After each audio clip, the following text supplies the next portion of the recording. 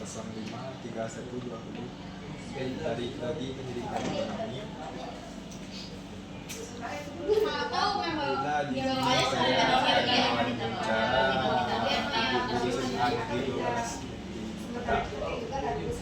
untuk wawancara ini bukan saja psikologi. Kalau boleh tahu nama ibu Bila kepada ibu Cinta izin minta waktunya sebentar untuk wawancara itu. Baiklah, langsung saja ke pertanyaannya Bu.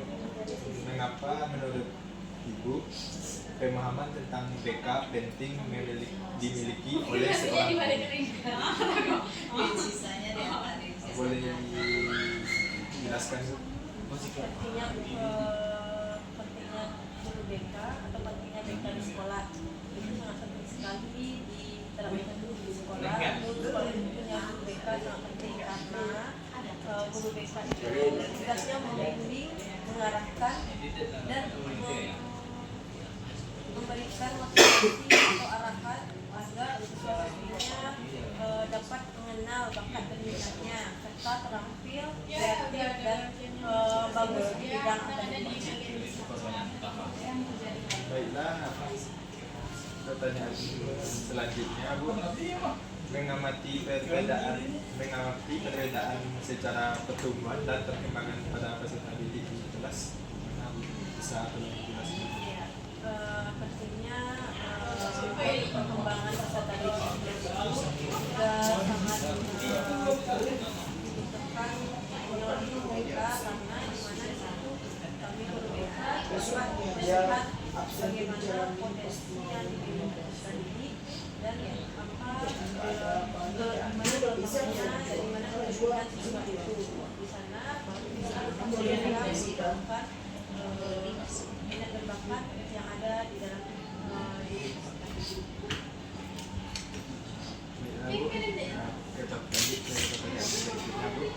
Apa upaya Ibu yang Ibu lakukan untuk membantu peserta didik dalam memenuhi tugas-tugas minat atau bakat dari peserta didik?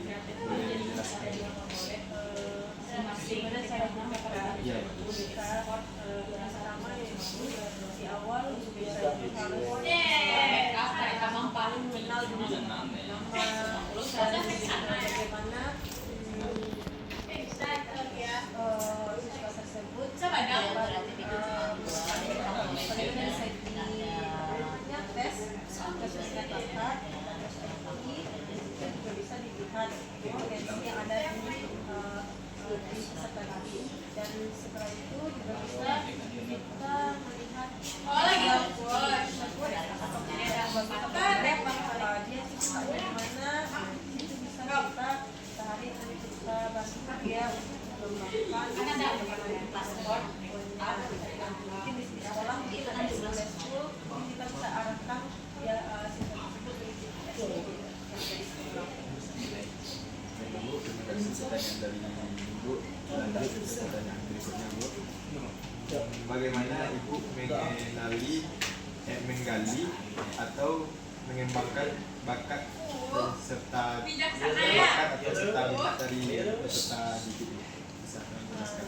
Cara menggalinya? Ya, menggali bakat serta minat dari peserta didik. Mungkin salah satunya bisa kita lihat dari tes tadi, kita minat bakat. Dari situ kita kan melihat tuh gimana minat bakat siswa, lalu kita arahkan mereka apakah sebelumnya sudah berusaha untuk mengembangkan atau sudah aktif di sana atau belum. Kalau belum kita bisa arahkan. Nah seperti Ibu bilang tadi kan di sekolah ada school atau mengikuti kegiatan-kegiatan positif lainnya, itu bisa kita adukan ke arah seperti itu.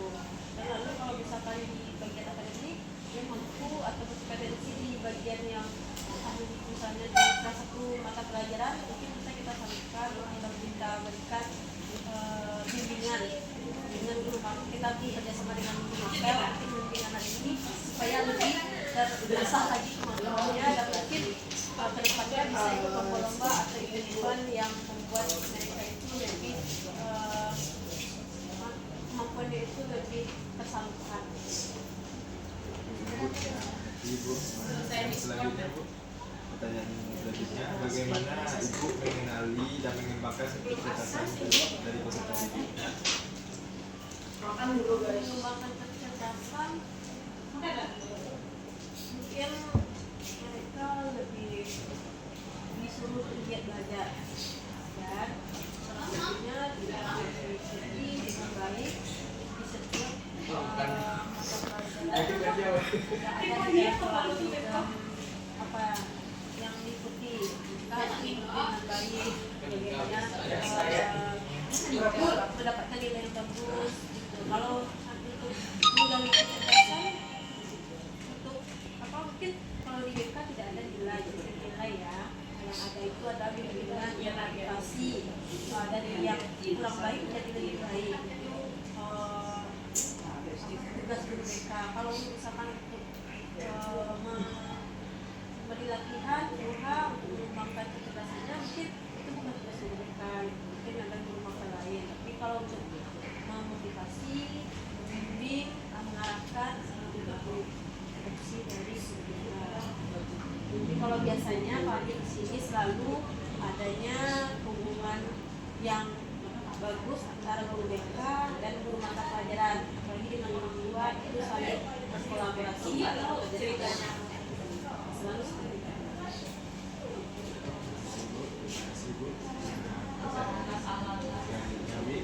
Apa saja tantangan Ibu dalam menjaga perhatian siswa selama proses belajar berlangsung? Bagaimana Ibu mengatasinya? Kita kalau sebagai guru di kelas, di luar kelas itu gurunya harus pertama kita memberikan suatu materi yang menarik atensi, tidak monoton dan anak-anak pun senang mengikuti dan tidak boring atau bosan gitu kan.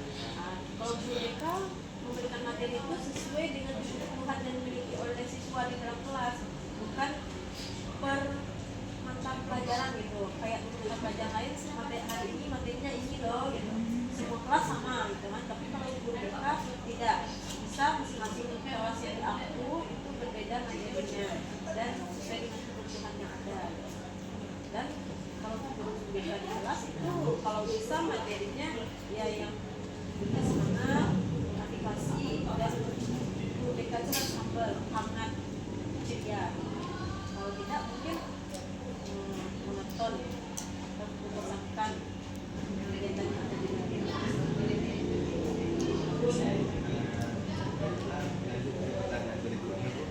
Dari sudut pandang Ibu, bagaimana penyerapan BK dalam pembelajaran yang efektif?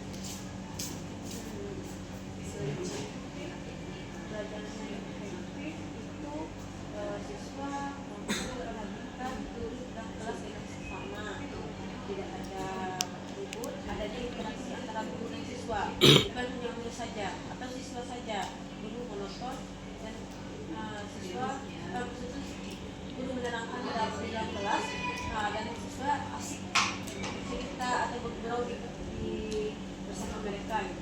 Tidak efektif, tapi berikutnya adanya interaksi antara guru dan siswa, adanya umpan balik dan adanya pertanyaan yang membuat mereka itu dari tidak tahu menjadi tahu, dan informasi yang bermanfaat bagi mereka dan mereka merasa kalau mereka itu sangat-sangat penting di sekolah.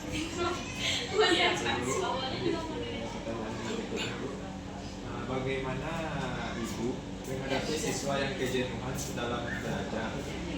Apa yang langkah Ibu ambil untuk cara mengatasinya? Kalau langkah awal, kalian dipanggil untuk konseling individual. Apa penyebabnya? Jadi dulu bagaimana apa yang membuat mereka itu jenuh, apa yang faktor penyebabnya digali, lalu nanti setelah itu kalau mereka sudah tahu inti permasalahannya, nanti akan memberikan solusi atau saran. Mungkin bisa juga guru BK selalu mendampingi siswa itu untuk menyelesaikan tugas-tugasnya, mendampingi sampai mereka itu mampu dan bisa untuk mendapatkan nilai dari guru.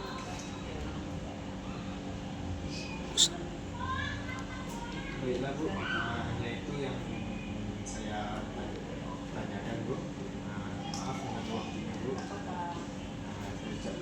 kasih Bu. Assalamualaikum warahmatullahi wabarakatuh. Waalaikumsalam warahmatullahi wabarakatuh.